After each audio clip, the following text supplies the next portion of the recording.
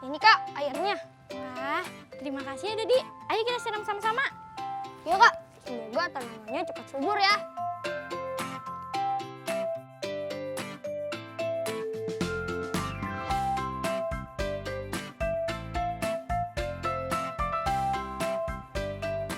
Wah, Dodi sama Sinta rajin sekali. Kak Jo, kita lagi nyiram tanaman nih Kak, biar cepat besar. Nah, betul itu, jangan sampai tanamannya kekeringan ya. Tenang aja Kak, Dodi udah beli ember kok buat menampung air banyak. Tapi kenapa air dalam ember tidak menembus ya Kak? Iya ya, sama seperti payung yang ngetembus air. Kira-kira kenapa ya? Kenapa ya Kak? Ayo, sekarang kita cari tahu ya. Tapi sebelum kita cari tahu, kita sapa dulu teman-teman di rumah. Halo teman-teman kelas 3 di rumah, ketemu lagi di program Belajar dari Rumah. Masih bersama Kak Jo, Sinta, dan juga Dodi. Halo teman-teman di rumah. Halo teman-teman, halo juga buat bunda dan ayah hebat yang selalu mendampingi teman-teman di rumah. Nah, teman-teman di rumah, kita mau cari tahu nih kenapa air di ember tidak bisa tembus. Kalian juga pasti ingin tahu kan? Alangkah baiknya sebelum kita mencari tahu, sekarang kita berdoa dulu yuk. Menurut agama dan keyakinan masing-masing. Berdoa, dimulai.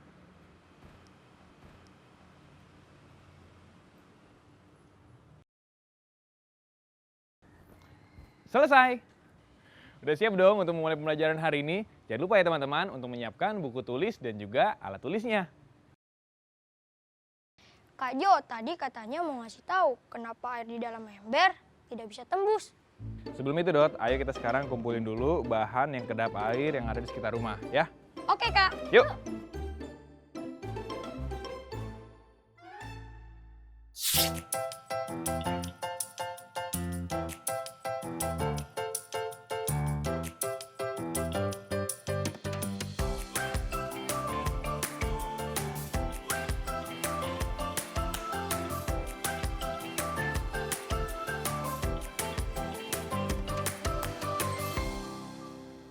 Nah, coba sekarang Dodi pakai jas hujannya, Sinta buka payungnya. Kak Jo mau coba tuangin air ya. Iya Kak. Ya Kak.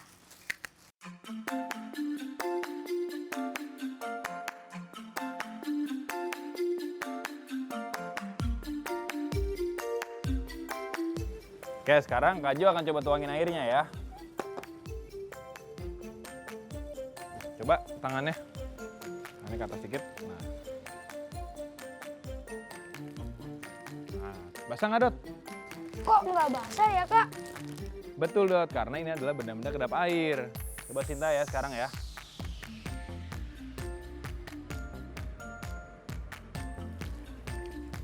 Basah nggak Sin? Enggak Kak. Betul, karena payung adalah salah satu benda kedap air juga. Tapi kira-kira kenapa ya? Aku tahu Kak, karena bahannya kedap air. Iya betul, tapi kenapa ya bahannya harus kedap air? Supaya kalau kehujanan tidak basah Kak. Betul Dot, jas hujan, payung, ember itu adalah contoh-contoh bahan kedap air.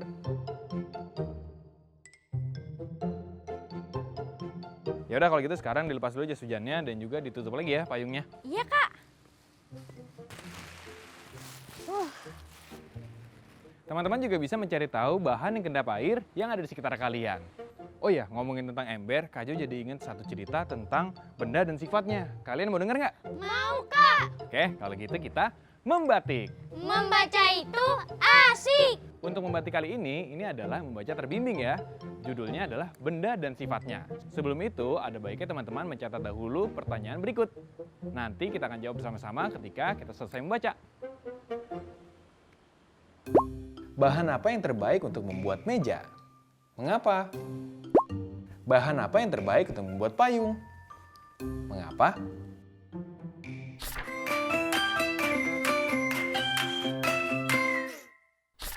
Benda dan Sifatnya, karya Eka Yuliati. Ada beraneka ragam benda di sekitar kita. Benda-benda itu memiliki sifat yang berbeda. Ada benda keras, ada benda lunak, ada benda kedap air, ada benda tidak kedap air, ada benda menghantarkan panas, ada juga benda yang tidak menghantarkan panas. Agar berfungsi baik, kita harus memilih bahan yang tepat. Untuk membuat pegangan panci, kita menggunakan bahan kayu. Bahan kayu tidak menghantarkan panas. Untuk membuat meja, kita memilih bahan yang keras. Bahan yang keras membuat meja menjadi kuat. Untuk membuat payung, kita memilih bahan kedap air. Bahan kedap air membuat air tidak bisa tembus. Untuk membuat baju, kita memilih bahan yang lunak. Lihatlah benda-benda di sekitarmu. Benda itu terbuat dari apa ya?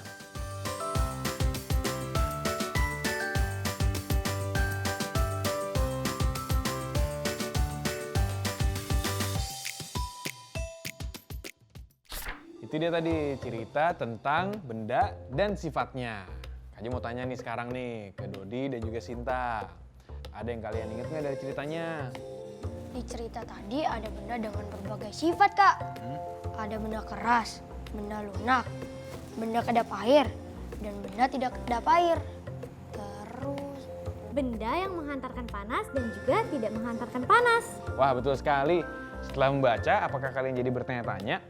iya, Kak, kenapa ya meja harus terbuat dari benda yang kuat? Oke, coba kita lihat ya. Seandainya di atas meja ini ada banyak barang, terus meja ini nggak kuat, gimana? Ya, barang yang di atas meja akan jatuh lah, Kak. Nah, pertanyaan selanjutnya, supaya meja ini menjadi lebih kuat, meja ini harus memakai bahan apa? Apa ya? Aku tahu, Kak. Benda ini harus dibuat dengan bahan yang keras agar kuat. Betul, Sinta. Seperti itu ya, teman-teman. Meja terbuat dari bahan yang keras supaya dapat menahan beban di atasnya. Tapi kenapa payung nggak tembus air, Kak? Kalau payung tembus air, apa yang terjadi kalau lagi hujan? Ya, kehujanan, Kak. Basah semuanya. Nah, itu dia. Menurut kamu sekarang, payung itu bisa tidak tembus air karena terbuat dari bahan apa? Aku tahu, Kak. Dari bahan yang kedap air. Nah, betul Dodi. Payung harus dibuat dengan bahan yang kedap air supaya ketika lagi hujan bisa melindungi kita dari air hujan. Teman-teman bisa menjawab semua pertanyaan kan? Kalau menyimak, pasti teman-teman bisa menjawab pertanyaannya. Nah, karena kalian sekarang sudah mulai tahu banyak tentang sifat-sifat benda padat, sekarang kita yuk menulis tentang benda padat. Yuk. Bukunya. Tuliskan 2 contoh benda padat dalam paragraf yang sederhana dan jangan lupa beri alasan mengapa benda ini harus berbahan kuat ya.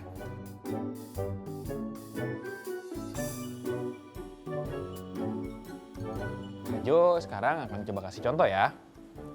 Meja adalah salah satu benda padat yang berbahan kuat. Untuk membuat meja, kita menggunakan bahan yang keras, sehingga meja menjadi kuat dalam menahan beban di bagian atasnya. Nah, itu adalah contohnya ya. Teman-teman, kalau gitu, yuk sekarang kita mulai menulis.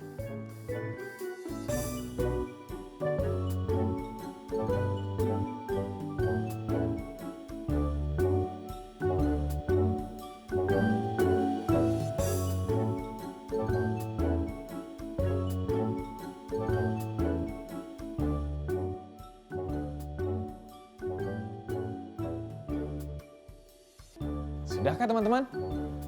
Dodi dan juga Sinta sudah mulai menulis nih. Yuk sekarang kita baca. Coba lihat Dodi. Kursi kayu adalah salah satu benda padat yang berbahan kuat. Kursi berfungsi sebagai tempat duduk. Agar berfungsi dengan baik, kursi dibuat dari bahan yang keras supaya dapat menahan berat badan kita ketika duduk. Selain kursi, salah satu benda padat yang berbahan kuat adalah pintu. Untuk membuat pintu, kita juga harus membuatnya dari bahan yang keras supaya pintu dapat menahan benturan, dan tekanan. Wah, hebat Dodi. Sudah bisa membuat paragraf sederhana dengan baik. Teman-teman di rumah juga bisa membuatnya ya. Kalau sudah, jangan lupa diberikan kepada ayah dan bunda untuk diperiksa.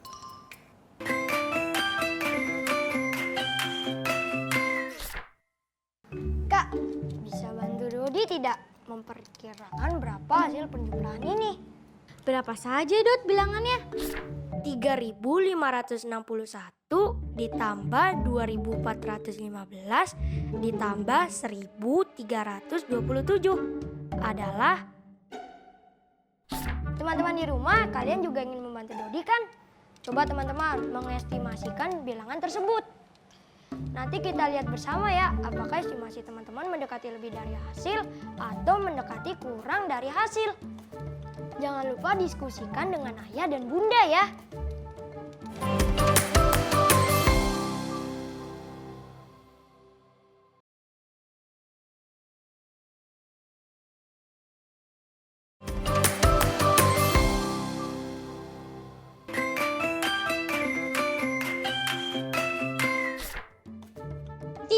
Rp3.561 ditambah 2.415 ditambah 1.327.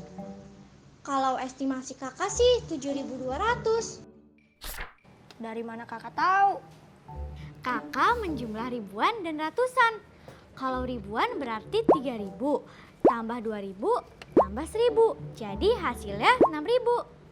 Lalu bagian ratusan dijumlahkan.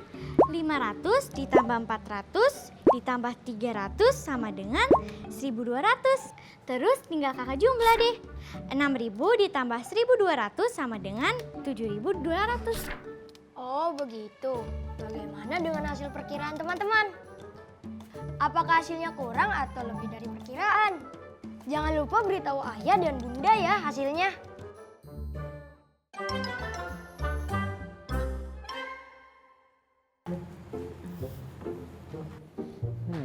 Bunda, Dodi, Sinta, lagi pada sibuk ya? Kak Jo, kita lagi bantuin bunda benerin foto figura.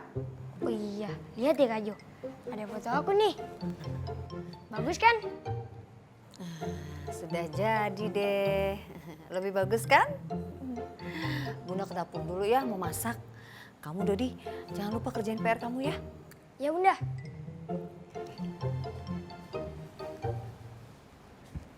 Dodi tadi Bunda bilang ada PR ya, PR apa? Ini Kak, mengenali nilai pecahan berdasarkan ukuran benda. Tapi aku masih kurang paham sih Kak. Nggak apa-apa, tenang aja, kan ada Kak Jo. Ya, nanti Kak Jo akan coba bantu jelasin ya. Teman-teman juga ingin mengetahui kan bagaimana mengenal nilai pecahan dari ukuran benda. Yuk disimak baik-baik. Nah coba deh sekarang Dodi lihat kedua figura itu. Ukurannya sama atau berbeda? Beda Kak. Kita lihat sekarang ke figura yang pertama ya, yang sebelah kiri. Kita umpamakan yang kolom sebelah kanan itu berwarna putih dan kolom yang sebelah kiri itu berwarna biru. Nah sekarang pertanyaannya adalah berapa nilai pecahan dari kolom yang berwarna putih? 1/2 Kak. Ya betul, warna putih memiliki nilai pecahan 1/2 atau setengah.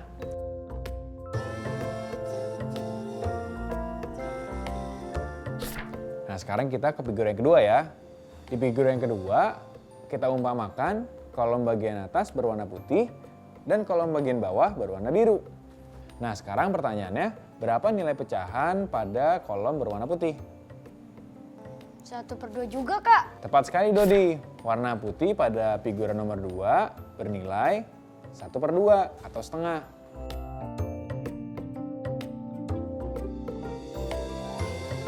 Nah pertanyaannya adalah apakah nilai 1/2 pada figura 1 dan nilai 1/2 pada figura 2 sama besar? Sama Kak, kan sama-sama 1/2. Salah. Berbeda Kak, karena ukuran figuranya berbeda. Betul Sinta. Jadi Dodi, walaupun nilainya sama-sama 1/2 atau setengah, tapi karena ukuran pada awalnya berbeda, nilainya berbeda. Oh iya ya berbeda. Aku paham sekarang. Nah, coba lagi ya sekarang ya. Dodi tahu kan bentuk bendera negara Indonesia? Tahu kan? Ingat Kak, merah putih.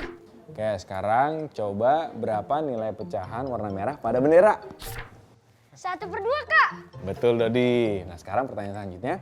Apakah nilai pecahan 1/2 pada bendera sama seperti pecahan 1/2 pada figura nomor 2?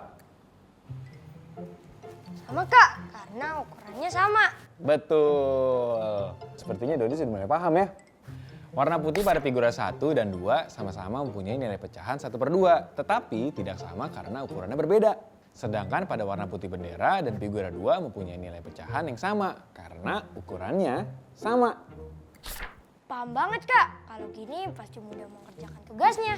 Teman-teman di rumah juga sudah paham ya. Dodi, Sita, yuk sekarang kita ke gazebo yuk. Ayo.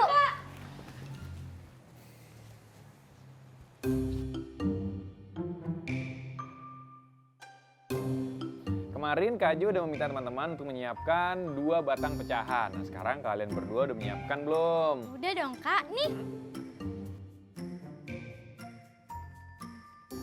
Udah Kak, emangnya buat apa sih?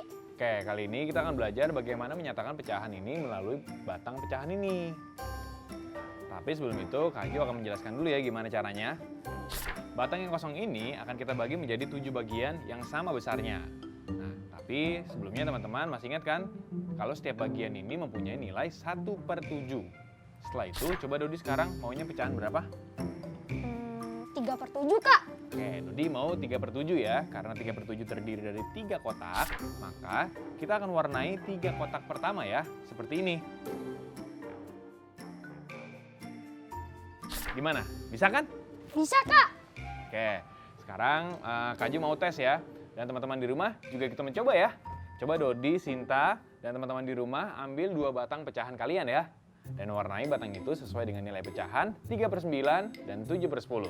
Coba Dodi, kalau 3/9 bagaimana gambar batang pecahan kamu? Kalau 3/9 berarti aku bagi dulu menjadi 9 bagian yang sama besar. Lalu karena setiap bagian mempunyai nilai 1/9, maka dibutuhkan 3 kotak. Untuk supaya nilainya 3/9. Dodi warnain deh 3 kotak.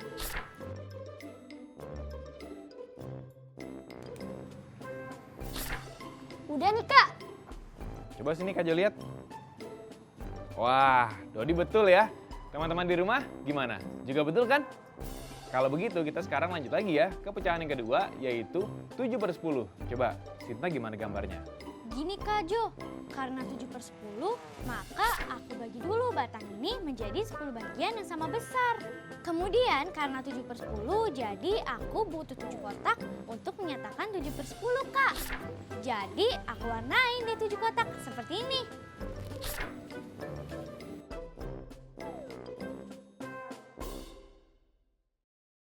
Seperti ini Kak. Coba Kak Jo lihat. Wah, Sinta betul juga nih. Teman-teman di rumah juga sudah paham kan? Hebat kalian. Teman-teman di rumah, potongan pecahan ini disimpan ya, karena nanti kita akan gunakan lagi di hari selanjutnya. Nah, tadi kita sudah belajar menilai pecahan berdasarkan ukuran benda dan menyatakan pecahan melalui batang pecahan ini. Kak Jo sekarang punya 2 soal nih. Kalian siap atau enggak? Siap dong Kak. Oke, kalau gitu sekarang kita ayo berlatih. Ayo berlatih. Yuk kita berlatih teman-teman. Kak Jo punya 2 soal nih. Kalau kalian menyimak, pasti bisa mengerjakannya. Soal pertama, ada 2 benda nih yang sama-sama terbuat dari kayu, yaitu gagang sapu dan juga jendela. Apakah 1/2 gagang sapu sama besar seperti 1/2 jendela?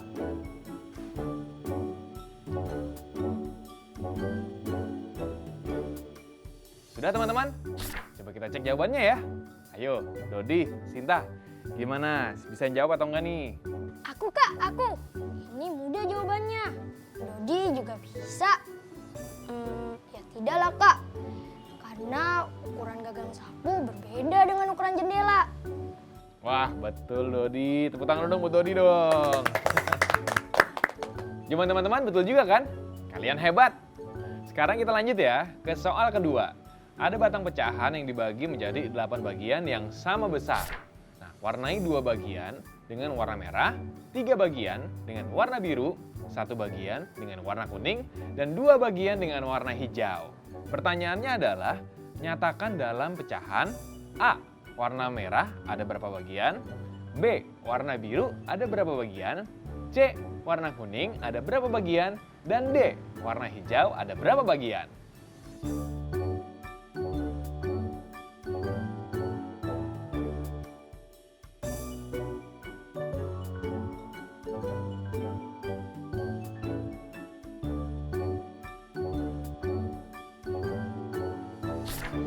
Sudah teman-teman?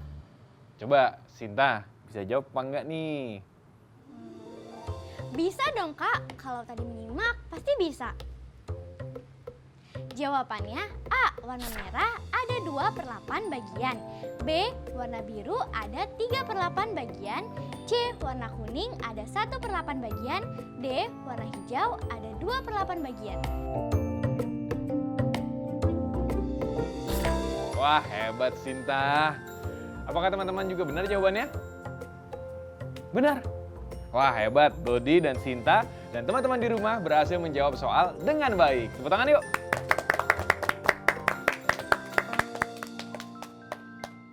Oke, sekarang sudah selesai di pembelajaran hari ini. Gimana? Menyenangkan kan? Kita semakin banyak tahu ya hari ini. Kalian berdua sudah belajar apa aja hari ini? Hari ini kita belajar tentang benda dan sifatnya. Aku jadi tahu, Kak, sifat benda keras dan lunak, kedap air dan tidak kedap air. Seperti ember, payung, dan jas hujan. Itu adalah benda yang bersifat kedap air. Kemudian benda yang mengantarkan panas dan tidak. Dan itu aku juga bisa menulis tematik. Iya Kak, kita juga belajar menilai pecahan dari ukuran benda.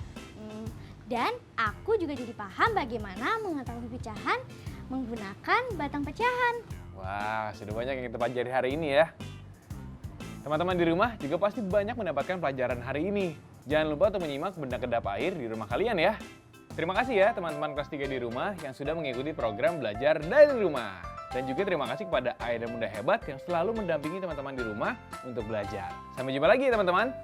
Sampai jumpa teman-teman. Nah, sekarang kita menyanyi lagu apa nih? Ini apa ya, Kak? Kita nyanyi lagu bermain gimana? Ya Kak. Oke. Bisa ya? 3, 2, 1. Batik rambutan, bungkus di kain, belilah kain, buatan bangka.